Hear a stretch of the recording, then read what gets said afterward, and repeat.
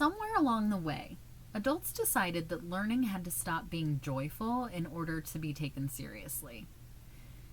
And honestly, I think that may have been one of the worst things we ever did to education. Because when people hear the phrase play-based learning, they immediately picture kindergarten classrooms. Blocks, dress-up corners, finger paints, tiny humans eating glue. But play is not just for children. And I think adults are starving for it. Not because it is adults we secretly want recess. Okay, maybe we do, just a little. But because play is not actually the opposite of rigor, play is often the doorway into it. It's curiosity, experimentation, movement, storytelling, creativity, connection, and most importantly, play lowers fear. Welcome back to the Human Classroom. Today, we are talking about play, adult learning, neurodiversity, higher education, and why I think so many classrooms have accidentally trained people out of curiosity. And this is episode 6. Recently, I reread one of my favorite books, The Playful Classroom, by Jed Dearybury and Julie Jones. And one of the things that really strikes me every time I read it is that this idea of play being part of learning, not separate from it. It's actually one of the most human ways learning takes hold if you think about it. The idea sounds obvious when we talk about kids. We understand instinctively that children learn through exploring their environments, imagination, movement, experimenting, social interaction, storytelling, and that hands-on engagement. But then somewhere along the educational pipeline, we stop allowing those things. As students get older, the more learning often becomes about compliance, performance, correctness, efficiency, grades, output, recess goes away, and somewhere curiosity starts to die. Not because people stop being curious, but because they stop feeling safe enough to explore openly. It becomes about those grades and not making mistakes. And that distinction matters a lot. One of the biggest things I kept thinking about while reading the book was adults do not naturally step into play anymore. Not in classrooms, not in professional development, not in higher education. And honestly, it's not because adults are just boring creatures. But I think it's because many adults have spent years being conditioned to associate learning with correctness rather than that exploration. We're trained to get the answers right. Avoid embarrassment, avoid failure, avoid looking silly or incompetent, and perform competence constantly. And that creates fear, even in really intelligent people. Actually, especially in really intelligent people. So I always think back to the movie Hook with Robin Williams, where adult Peter Pan is sitting at a table full of imaginary food with the Lost Boys. Everyone else can see this huge, colorful feast. And until Peter stops being such a rigid, tight ass, he doesn't see it either.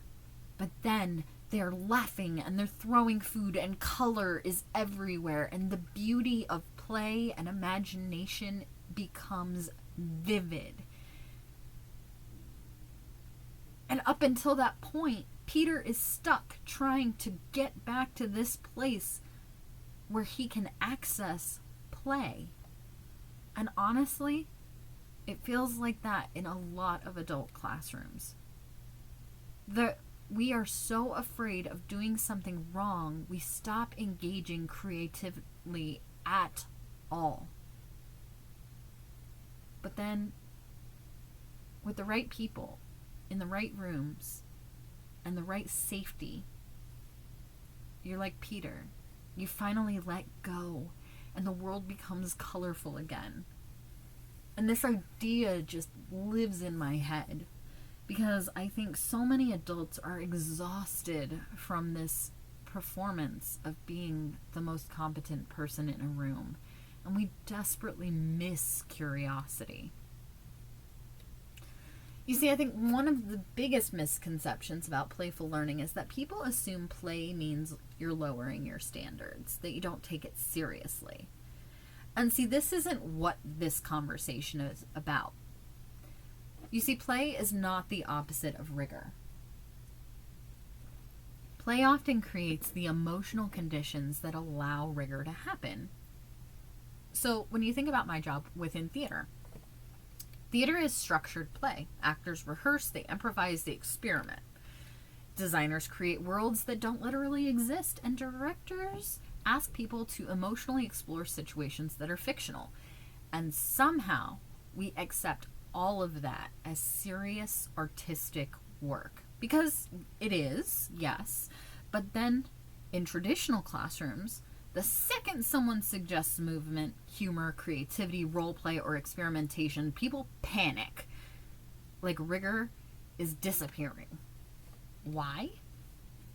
Why do we trust rehearsal in theater, then distrust experimentation in classrooms? This disconnect is fascinating to me. Because don't we as humans learn by doing, mimicking, exploring when somebody else shows us how to do the thing? We always have. And honestly, some of the most memorable learning experiences people have are the ones tied to emotion, interaction, and creativity. Not the perfectly formatted PowerPoint.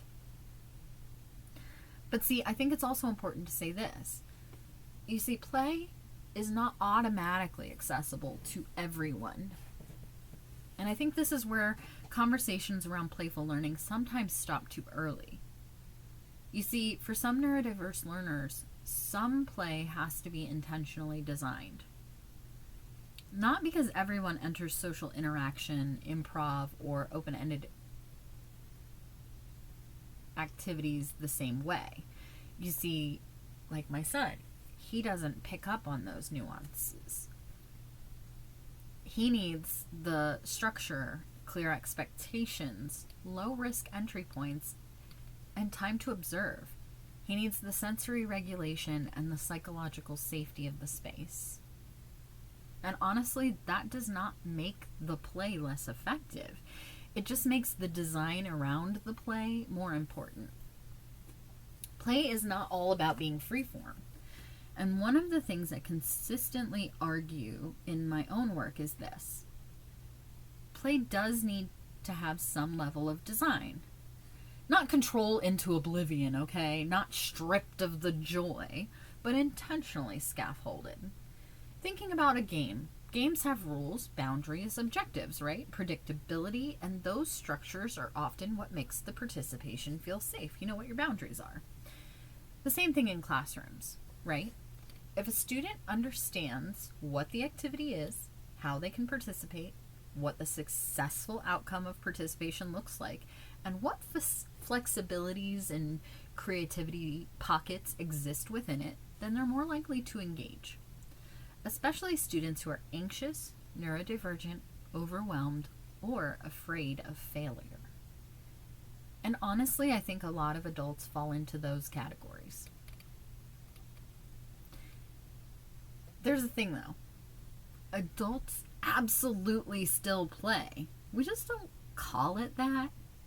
You know, we play in video games or tabletop gaming, Dungeons and Dragons. Yes, huge nerd. Gardening, crafting, fantasy football leagues, cosplay, storytelling, going to an escape room, trying those TikTok trends, making a meme, going to improv, participating in improv, music, singing in the car, sports activities.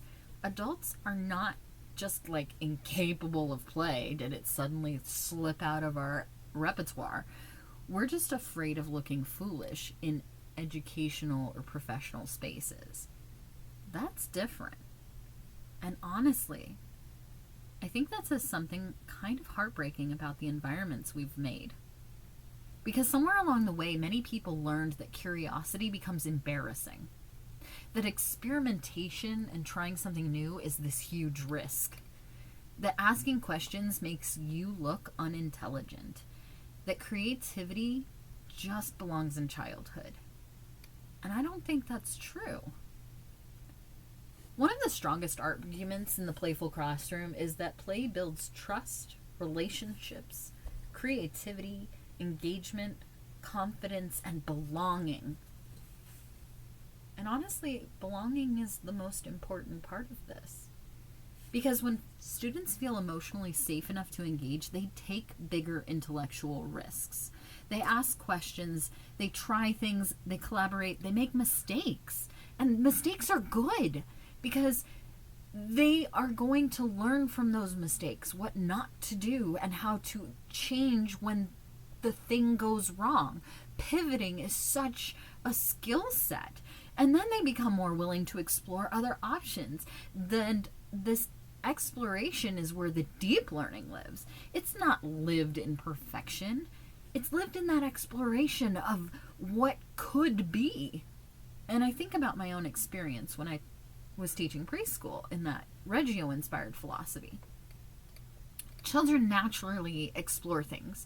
They move, they build, they test ideas, they tell stories, and they create meaning through how they interact with their environment.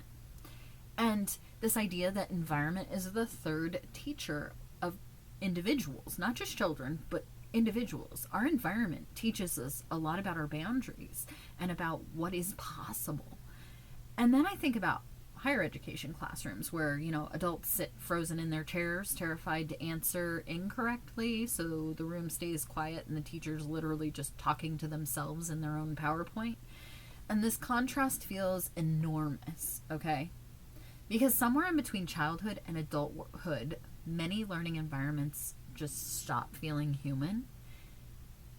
And I think we need to talk about why that is, honestly. You see, there feels like there's this misconception that playful classrooms are somehow chaotic and academically shallow.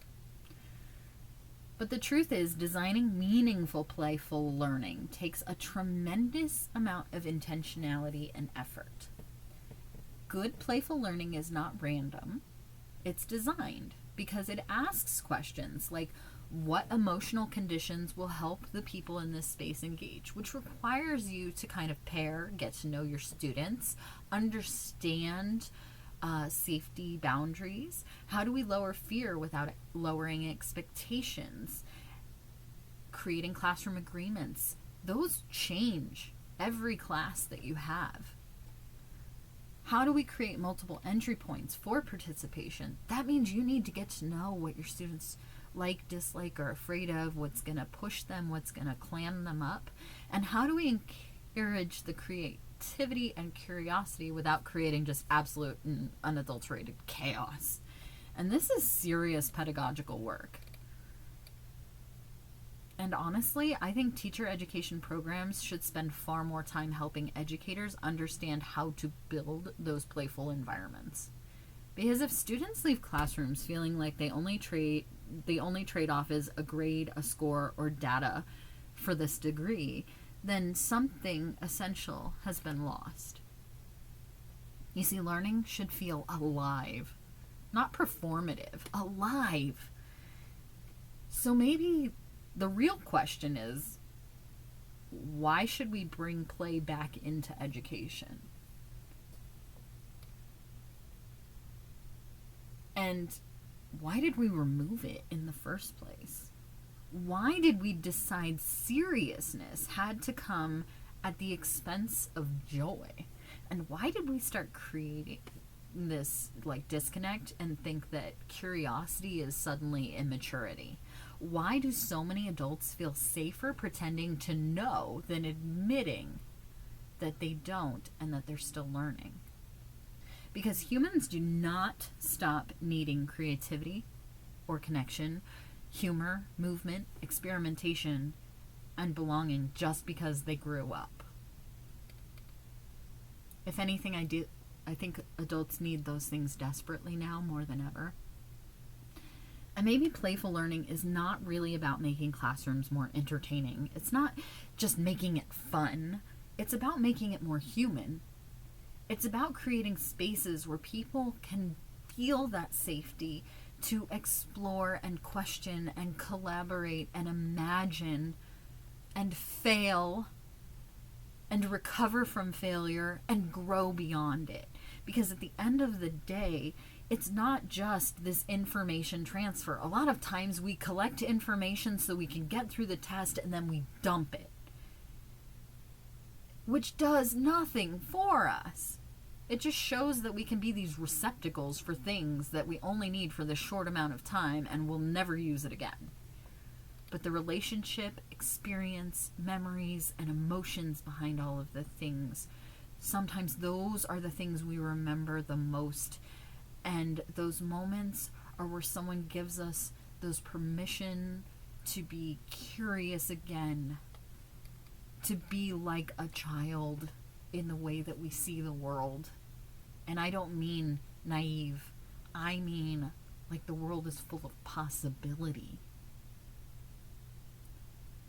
So if this episode resonates with you in any way, if it makes you think about a classroom or a teacher or activity or learning experience that made you feel genuinely engaged with learning again, I would love to hear it. I would love to hear about what you as teachers are doing to bring that back into your classrooms. So give yourself some permission to play a little this week. Let your hair down, shake it out. Try something creative, dance around the living room like a weirdo, make a mess. Ask a weird question. Be curious. Because learning does not stop being human just because we grew up, okay? Peter Pan had to figure that out the hard way, okay? And I want you to realize that there is nothing embarrassing about trying something new and making a mistake as you do it, okay? I want you to remember that you're a human being. You aren't here to be perfect. So, until next time, go do something fun. Touch grass, and don't forget that curiosity still belongs to you. And next time on The Human Classroom, episode 7 will explore what happens when the teacher doesn't belong. How do we teach belonging when we ourselves are struggling with the impossible weight of imposter syndrome? Until next time.